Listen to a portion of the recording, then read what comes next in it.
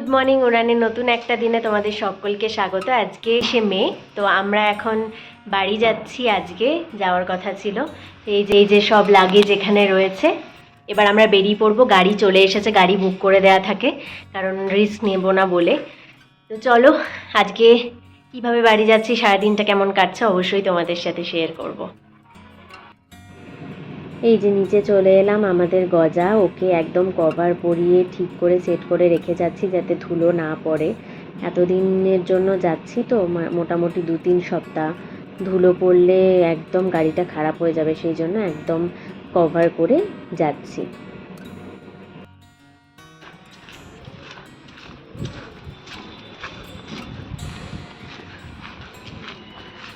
ওদিক দিয়ে ঢোকো।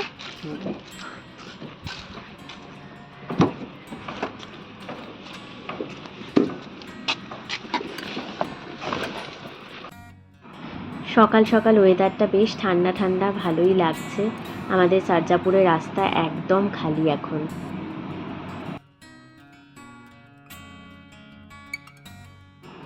গাড়িতে একদম ঘুমিয়ে গেছিলাম, কারণ সারা রাত তো ঘুম হয়নি, 4টে পর্যন্ত জেগেই ছিলাম। 4:30 উঠে গেছি, সেই জন্য দেখতে দেখতে পৌঁছে গেছি এই এয়ারপোর্টে।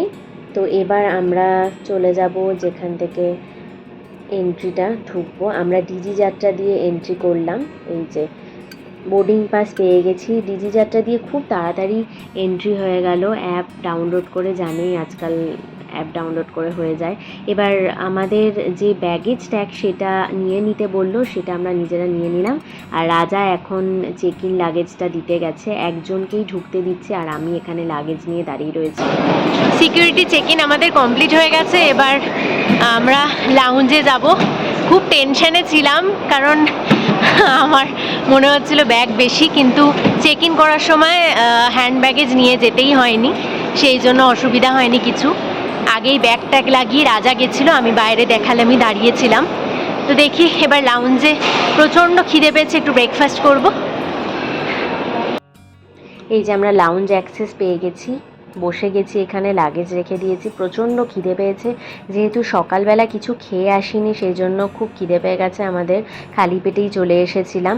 তো রাজার আর আমার ডেবিট কার্ড দিয়ে লাউঞ্জ অ্যাক্সেসটা আমরা পেয়ে গেছি। এইদিকে সাউথ ইন্ডিয়ান ব্রেকফাস্ট রয়েছে, আর এই যে এখানে রয়েছে নর্থ ইন্ডিয়ান স্টাইলের একটু নান টাইপের, সাথে মশালা রয়েছে। আর এদিকে ডিম ভুর্জি রয়েছে আর সসেজ রয়েছে। তো রাজা আর আমি সসেজটা বেশি প্রেফার করছি। রাজা যেহেতু ডিম খায় না, সেজন্য রাজা আর ডিম নিল না। আমি এই ডিম ভুর্জি আর এই সসেজ আর একটা আলু ফ্রাই নিয়ে নিলাম। আর রাজা প্রথমে সসেজ নিয়েছে, তারপর সাউথ ইন্ডিয়ান ব্রেকফাস্টও পছন্দ করে, ও ওইটাই খাবে। তো যাই হোক, খাওয়া দাওয়া হয়ে গেল আমাদের। এবার আমরা ব্যাগেজ যে হাতে যে হ্যান্ড ব্যাগেজ ছিল সেগুলো আর নিতে পারছিলাম না, সেই জন্য এই ট্রলিটা নিয়ে নিয়েছি। এবার আমরা বোর্ডিং করব। ভেস্টিবিউলস দিয়ে দিয়েছে, সব থেকে ভালো হয়েছে বাসে করে যেতে হয়নি। এটা একটা ভাগই বিরক্ত লাগে ভীষণ বাসে যেতে, সেই জন্য বাসে করে আর যাওয়া হলো না। এই যে উঠে গেছি আমরা ফ্লাইটে। আমরা উঠে পড়েছি, আর কিছুক্ষণের মধ্যেই ফ্লাইট ছেড়ে দেবে। আর 2 ঘন্টা মতো লাগবে, 12:30 নাগাদ আমরা পৌঁছে যাব দুর্গাপুর এয়ারপোর্টে। তো চলো গিয়ে বাড়ি গিয়ে দেখাবো। সোনামা ওয়েট করছে আমাদের জন্য। আজকে পুরো ভিডিওটা এইভাবেই দেখতে থাকো।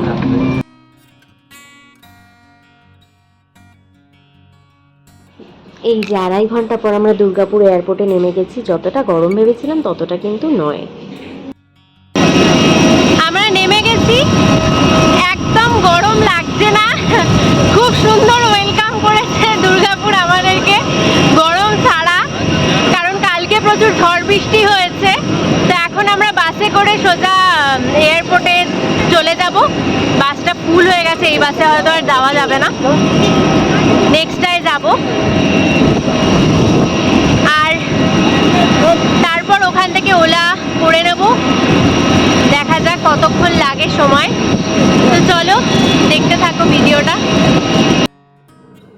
বাস এসে গেছে, এবার বাসে করে যেতে হবে একটুখানি। বাসে করে যাওয়ার দরকারই পড়ে না, কিন্তু লাগেজ টেনে টেনে এই রোদে নিয়ে যাওয়া খুব অসুবিধা, সেই জন্য এবার আমরা ওলা করে নেব বুক।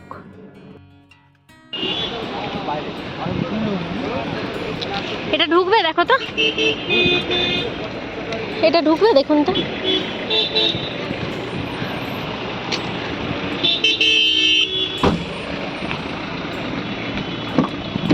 এসি চলবে তো? এই যে আমরা বাড়ি পৌঁছে গেছি, 45 থেকে 50 মিনিট মতো লাগলো, কিন্তু মুশকিল হচ্ছে ওইখানে ওলাতে দেখাচ্ছিল 1150 টাকা মতো, কিন্তু আমরা যখন গাড়ি থেকে নামলাম তখন দেখাচ্ছে 1500 টাকা মতো, মানে টোটাল পার্কিং চার্জেসও আমাদের দিতে হলো, পার্কিং চার্জ নিয়ে টোটাল 1500 দেখালো।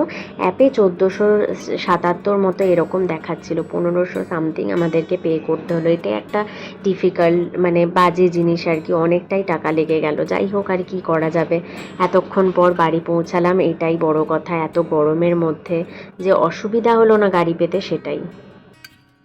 আজকে দেখি আলু পটল ভাজা, দেখি ডাল, কাঁকরোল ভাজা, এটা কি? ও, আর মাছ করে, এটা চিংড়ি। এতগুলো মাছ করেছো কেন? আরে কালকে শনিবার আছে তো, কালকে তাহলে অন্য ওদের জন্য মাছটা থেকে যাবে। আর লিচুগুলো পুরো লাল, ওগুলো তো গুড়া মাছে, এক দেখ কত করে রেখেছি, দুটি। বাবারে কতটা গো, এটা দিয়ে ভাত খাওয়া হয়ে যাবে। হ্যাঁ, সোনামা এদিকে লিচু ছাড়াচ্ছে, বেশ লিচু খাবো অনেক দিন পর।